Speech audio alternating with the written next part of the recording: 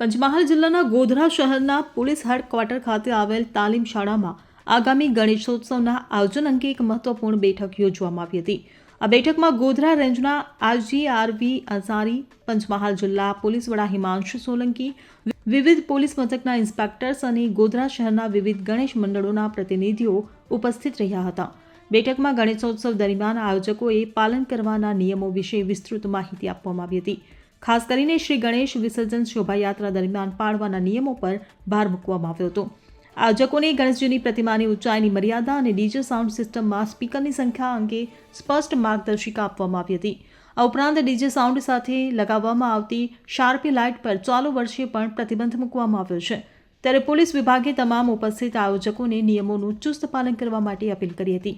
આ બેઠકનો મુખ્ય ઉદ્દેશ્ય ગણેશોત્સવ દરમિયાન શાંતિ અને સુવ્યવસ્થા જાળવી રાખવાનો તેમજ કોઈ પણ અનિચ્છનીય ઘટના ન બને તે સુનિશ્ચિત કરવાનો હતો. બ્યુરો રિપોર્ટ, ખબર ગુજરાત લાઈવ.